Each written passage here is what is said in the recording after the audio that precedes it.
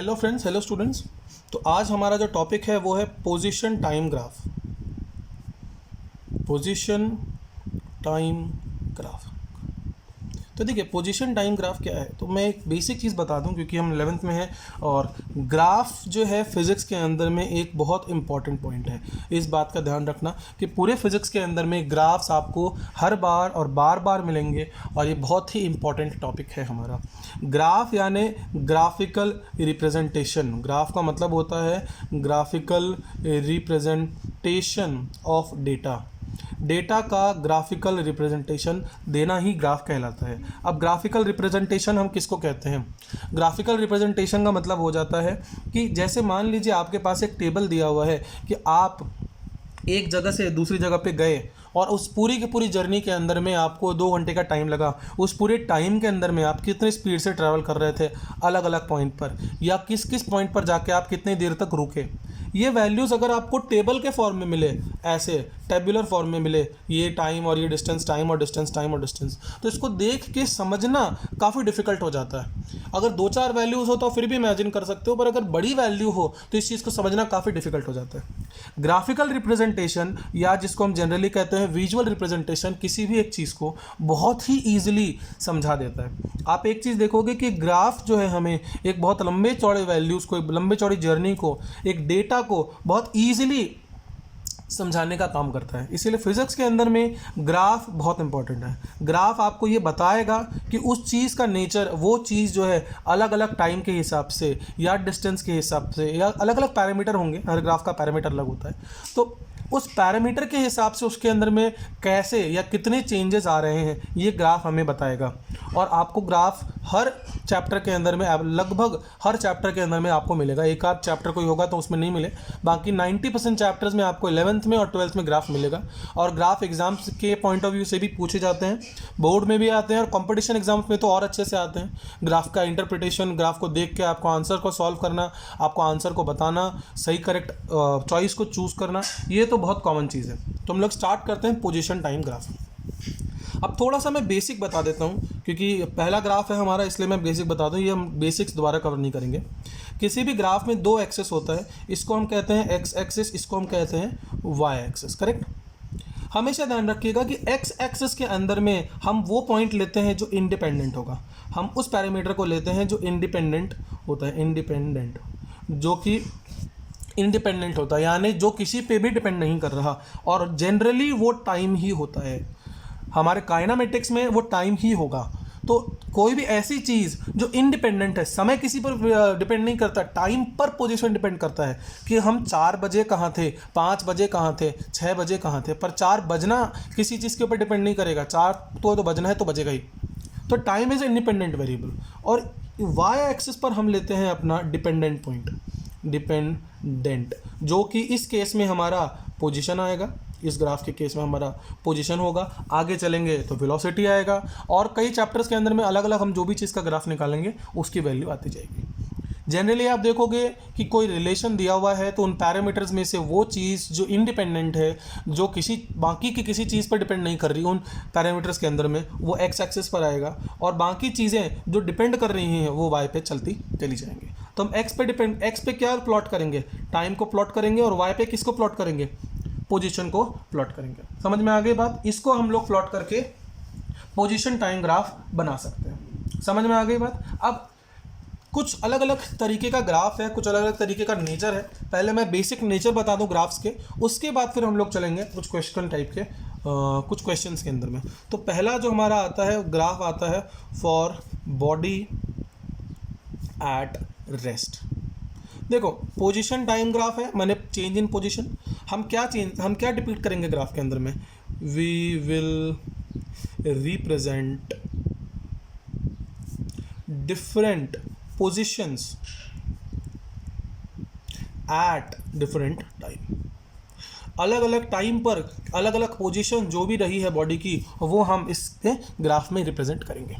तो अलग अलग पोजीशन माने मोशन होगा। तो 2 चीज़ें हो सकती हैं, या तो बॉडी रेस्ट पर होगा या तो मोशन पे होगा। तो रेस्ट का मतलब क्या हो गया? ये तो मेरा इंट्रोडक्शन था, अब यहाँ से हमारा टॉपिक स्टार्ट होता है। रेस्ट का मतलब क्या हो गया? रेस्ट का मतलब हो गया कि position will not change. Correct. Rest का मतलब क्या होता है कि पोजीशन विल नॉट चेंज, यही होता है ना पोजीशन का मतलब, रेस्ट का मतलब कि पोजीशन चेंज नहीं होगा। और अगर पोजीशन चेंज नहीं होगा तो ग्राफ हमारा कैसा जाएगा, तो ग्राफ हमारा ऐसा जाएगा कि अगर हम इनिशियली इस पॉइंट पर हैं, ये मेरा पोजीशन हो गया, वाई एक्सेस है, एक्स एक्सेस है, ये है मेरा पोजीशन और ये है मेरा टाइम। तो अगर हम लोग बात करेंगे कि पोजीशन और टाइम के ऊपर में, तो अगर पॉइंट यहाँ पर है तो आगे के पूरे टाइम में इसी पॉइंट पर रहेगा।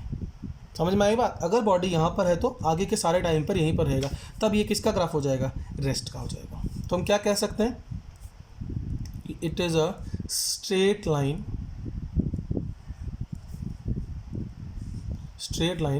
Parallel to X axis.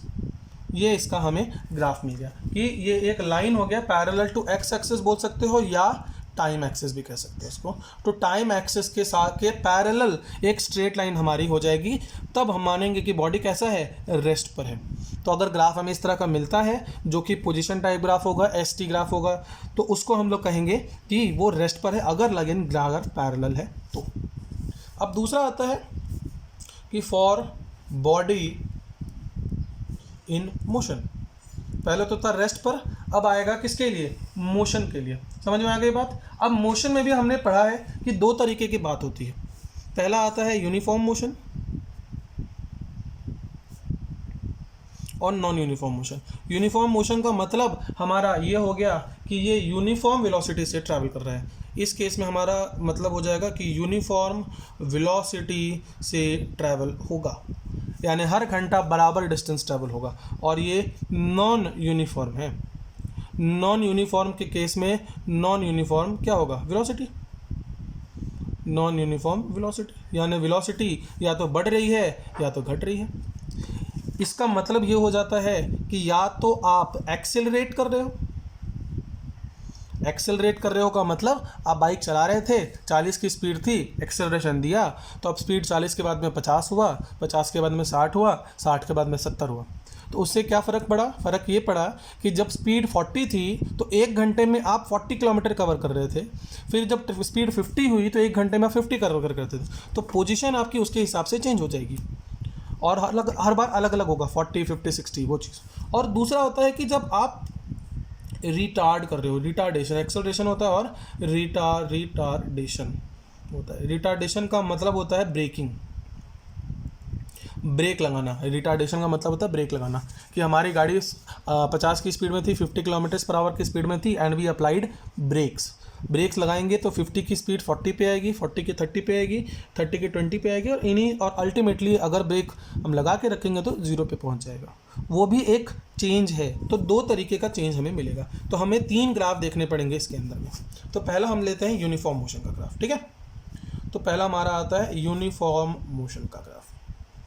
Uniform motion का मतलब क्या हो जाएगा कि velocity is constant. Uniform motion का मतलब हो गया कि वेलोसिटी इज कांस्टेंट। वेलोसिटी हमारा क्या है, कांस्टेंट है। कांस्टेंट है मतलब चेंज नहीं हो रहा। अगर वेलोसिटी चेंज नहीं हो रहा तो हम ये कह सकते हैं कि v इज कांस्टेंट, और अगर v कांस्टेंट है तो a की वैल्यू 0 आएगी। एक्सेलरेशन हमने भी पढ़ा नहीं है, पढ़ेंगे लेकिन आपने 9th क्लास में पढ़ा हुआ है बेसिक्स थोड़ा सा। तो ये एक्सेलरेशन इसका क्या हो जाएगा, 0, तभी वेलोसिटी कांस्टेंट हो सकता है। और इसका ग्राफ कैसा बनेगा, तो देखो ग्राफ बनाते हैं। ये आ गया ग्राफ। ये है मेरा s यानी पोजीशन, और ये है मेरा t यानी टाइम। ये है मेरा x एक्सिस और ये है मेरा y एक्सिस, करेक्ट दिख रहा है। अब अगर यूनिफॉर्म वेलोसिटी है यानी वेलोसिटी कांस्टेंट है, तो वो ग्राफ जो है आपका एक स्ट्रेट लाइन होगा लेकिन ओब्लिक। ओब्लिक माने कुछ एंगल बनाएगा x एक्सिस के साथ, कुछ एंगल बनाएगा, थीटा मान लो उसको। इसको हम बोलेंगे ऑब्लिक स्ट्रेट लाइन। क्यों ऑब्लिक? इसलिए क्योंकि अगर ये इस टाइम पर, ये टाइम मान लो t1 है, इस टाइम पर ये यहाँ पर था, कहाँ पर था, इस पॉइंट पर था। ये है मेरा पोजीशन y1, और कुछ देर के बाद ये t2 टाइम पर आया, आ गया ना t2 टाइम पर, इस पॉइंट पर आया तो पोजीशन क्या थी इसकी, ये पोजीशन आ गई इसकी y2। वैसे ही आप अलग अलग टाइम इंटरवल के लिए अलग अलग वैल्यू निकाल सकते हो। तो ये एक स्ट्रेट लाइन आएगी, क्योंकि बराबर टाइम इंटरवल पे डिस्टेंस कवर्ड भी बराबर होगा। कि 1 घंटा लगा तो 40 की स्पीड से चल रहे हैं, तो हर घंटे में 40 ही कवर होगा, आधे घंटे में 20 ही कवर होगा। तो टाइम इंटरवल अगर फिक्स रखोगे तो डिस्टेंस भी फिक्स मिलेगी, इसलिए ग्राफ स्ट्रेट लाइन। तो ये ग्राफ कैसा है? तो ये ग्राफ हो जाएगा हमारा ऑब्लिक स्ट्रेट लाइन। इसको हम कहते हैं कि graph is oblique straight line. ठीक है। अच्छा, एक चीज़ और आपने देखा कि इस पूरी ग्राफ के लिए थीटा का एंगल हर पॉइंट पर सेम आएगा।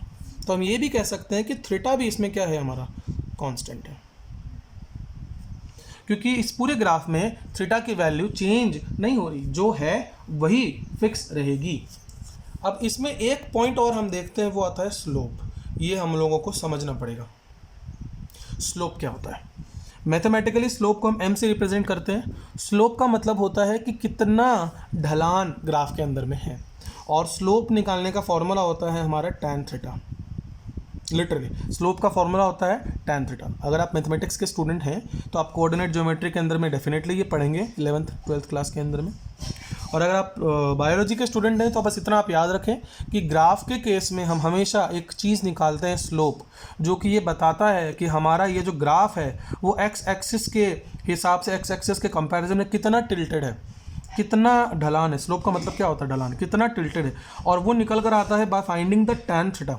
ये मैथमेटिकल एक्सप्रेशन है, tan थीटा निकाला जाता है इसमें। अब tan का फॉर्मूला क्या होता है, परपेंडिकुलर अपॉन बेस।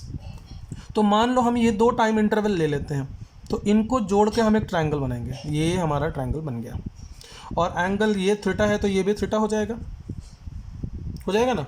अब tan थीटा होता है परपेंडिकुलर अपॉन बेस। परपेंडिकुलर माने ये वाला point, let's give them some name, A B C, दिख रहा है ए बी सी। तो tan थीटा क्या हो जाएगा, परपेंडिकुलर माने ए बी अपॉन बेस यानी बी सी। करेक्ट। ग्राफ देखो, A B upon B C. अब ए बी की वैल्यू क्या होगी, ये है मेरा y2, ये है मेरा y1। तो क्या मैं कह सकता हूँ A B is y2 minus y1। Correct, क्योंकि a है मेरा y2। अब y2 ये है, माने यहाँ से लेकर यहाँ तक पूरा y2 होगा, और ये y1 हो गया। तो a भी हो गया मेरा y2 माइनस y1, और ये क्या है टाइम, t2 माइनस t1। अब y2 माइनस y1 माने चेंज इन पोजिशन, और t2 माइनस t1 माने change in time.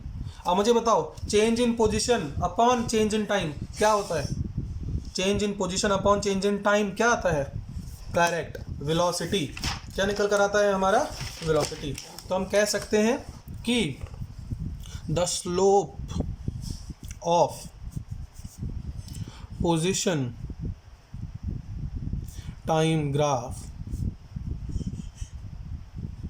Gives velocity. समझ में आ गई बात। तो हम इसको एक लाइन में क्या लिख सकते हैं कि स्लोप या m equals to tan theta, और वो होगा हमारा वेलोसिटी। अब ये सिर्फ स्लोप की जगह हम लिख लेते हैं slope of S T graph. तो ये हमें पॉइंट है जो याद रखना है। अब इससे एक हिंट मिलता है हमें, क्या हिंट मिलता है कि ग्राफ का थीटा हमें बता सकता है वेलोसिटी के बारे में। करेक्ट। अगर पोजीशन टाइम ग्राफ दिया हुआ हो क्वेश्चन में, तो आप ये देखिए कि जो ग्राफ बन रहा है उसका थीटा कैसा है, वो थीटा आपको आइडिया देगा ग्राफ के बारे में। जैसे देखो, अब जैसे ये ग्राफ था, हमने रेस्ट का ग्राफ देखा था, इसमें मुझे बताओ किसी भी पॉइंट पर एक्स एक्सिस के साथ एंगल क्या बन रहा है। आप कह सकते हो कि एंगल 0 है। अगर एंगल 0 है तो tan थीटा कितना होगा, सर tan 0 भी 0 होता है। tan 0 0 है, मैंने वेलोसिटी क्या होगा, सर वो भी 0 आएगा। और ये ग्राफ, अब बताओ ये ग्राफ है किसका, रेस्ट का, मैंने वेलोसिटी 0 है। तो ये चीज़ आपको वैसे ही समझ में आ गई कि अगर आपको नहीं पता है ये रेस्ट का है और ग्राफ आपको दिया हुआ है, तो आप स्लोप का पॉइंट यूज़ करके चेक कर सकते हो कि ये रेस्ट का है कि मोशन का है, कैसा है। समझ में आ गया। अब चलते हैं एक्सेलरेटेड मोशन की तरफ। अब हम चलेंगे एक्सेलरेटेड मोशन की तरफ। सेकंड ग्राफ इसका आएगा, वो आएगा एक्सेलरेटेड मोशन। अब देखो एक्सेलरेटेड मोशन क्या आएगा हमारा। अब ये तो तय बात है कि अगर एक्सेलरेशन है तो ग्राफ हमारा स्ट्रेट लाइन नहीं होगा, graph will not be a straight line. समझ में आ गई बात, ग्राफ स्ट्रेट लाइन नहीं होगा। अच्छा, अगर एक्सेलरेशन है इसका मतलब ये हो गया कि acceleration is a positive number, acceleration is positive. अगर एक्सेलरेशन पॉजिटिव हो जाएगा तो हम कह सकते हैं कि वेलोसिटी इज इंक्रीजिंग।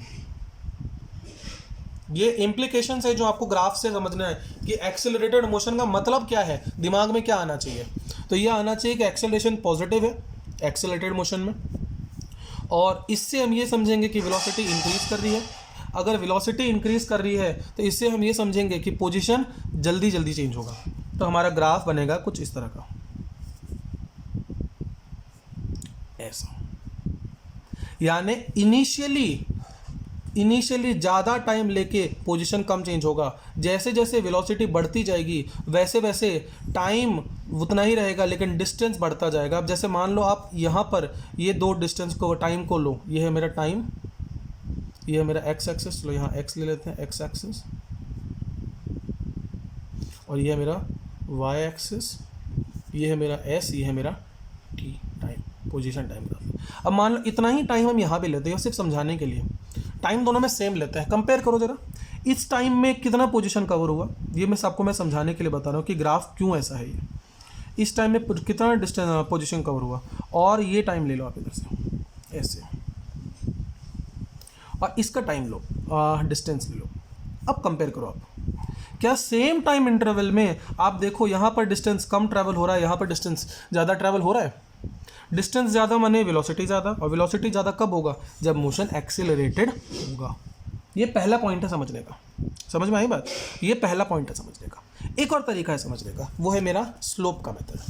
समझ में आ रही बात, दूसरा मेरा क्या मेथड हो जाएगा, स्लोप का। हम क्या देखते हैं इस ग्राफ में, मैं एक और ग्राफ बना लेता हूँ, इसको ज़्यादा गंदा नहीं करेंगे।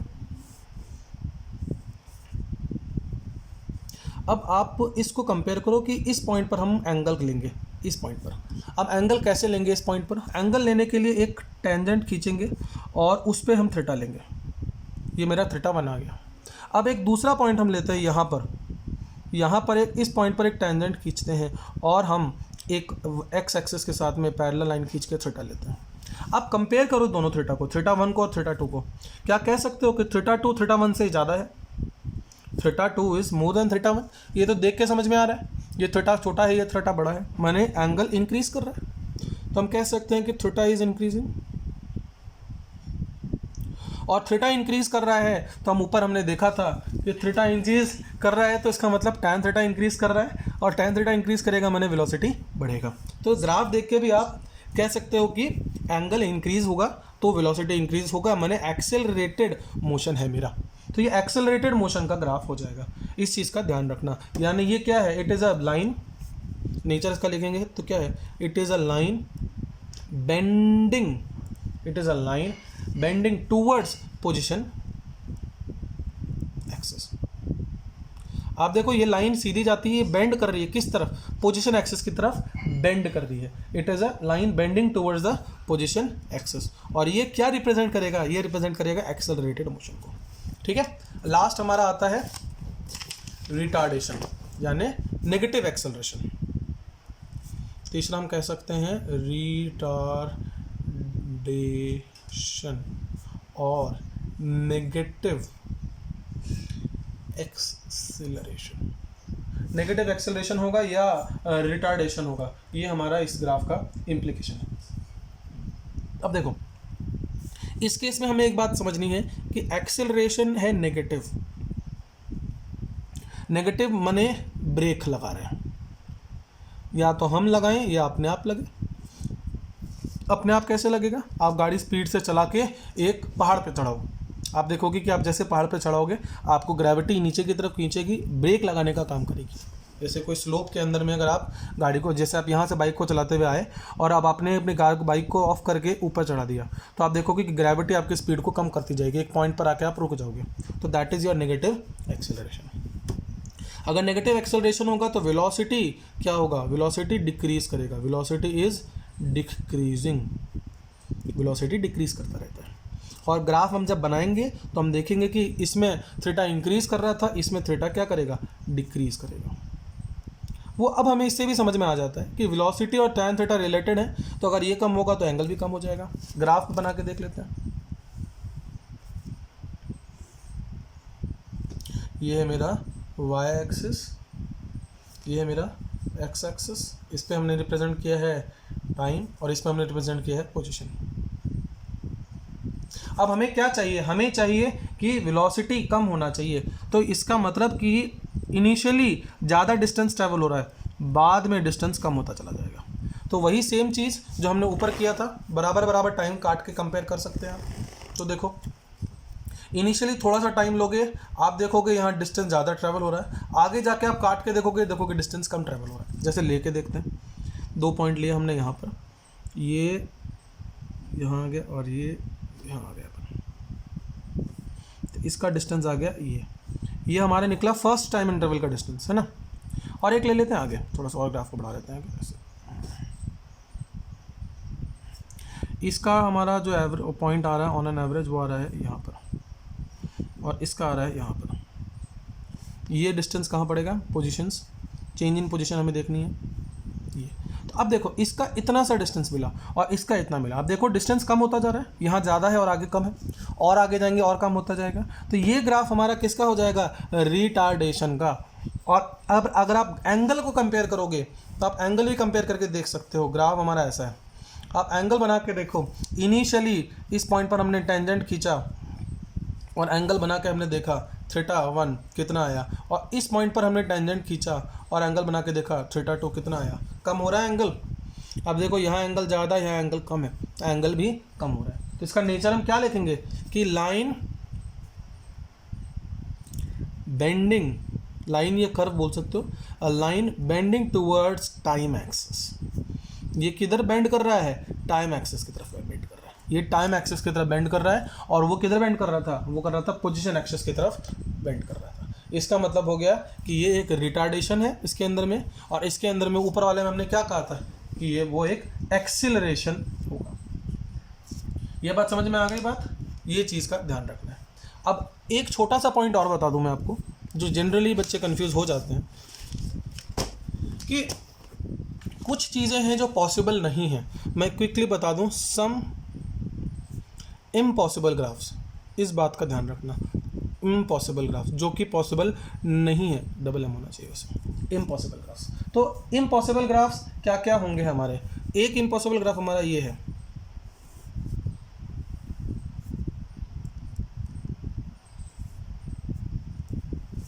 एक ही पॉइंट पर एक ही टाइम पर हम यहाँ भी हैं, यहाँ भी हैं और यहाँ भी हैं, नॉट पॉसिबल। तो पहला ये पॉसिबल नहीं है कि कभी भी हम एक ही टाइम पर 2-3 पोजीशन पर नहीं हो सकते। या तो ये ग्राफ ये ऐसा आएगा, या तो यही चीज़ इस तरीके से भी घूम के आपके पास आ सकती है। मान लो कि ये है हमारा, और हम आए, घर पहुंच गए और घूम के निकल गए, और ये सारा काम हमने किया सेम टाइम पर। इस बात का ध्यान रखना कि एक ही टाइम पर ये भी पोजीशन आ रहा है हमारा, यानी ये S1, और सेम टाइम पर हमारा ये भी पोजीशन आ रहा है S2। तो भैया एक ही समय में हम 2 जगह कैसे हो सकते हैं, हम एक ही पॉइंट पे एक ही टाइम पे 2 जगह हम नहीं हो सकते। तो ये भी हमारा एक इम्पॉसिबल ग्राफ हो जाएगा। तो ये ध्यान रखना कि ये 2 ग्राफ जो है हमारे इम्पॉसिबल हैं। पर एक चीज़ जो पॉसिबल है, ये भी पॉसिबल नहीं है, ये भी पॉसिबल नहीं है, पर एक चीज़ जो पॉसिबल है वो मैं बता दूं आपको, वो हमारा ये है,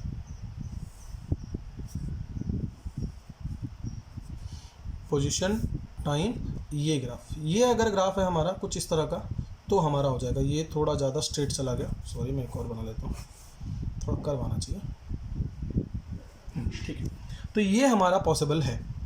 क्यों, हम क्या देख रहे हैं, हम ये देख रहे हैं कि पहले हम कुछ टाइम पीरियड में घर पे आए, यानी 0 पोजीशन पे आए, और फिर वापस हम आगे चले गए। हर टाइम पर अलग अलग पोजीशन, आप देखो हर पॉइंट पर हर टाइम पर अलग अलग पोजीशन आ रहा है, इसलिए ये पॉसिबल है, दिस इज़ पॉसिबल। और इसका मतलब ये हो गया कि बॉडी ओरिजिनली पहले ओरिजिन पे आती है और फिर ओरिजिन पे आके वापस चली जाती है।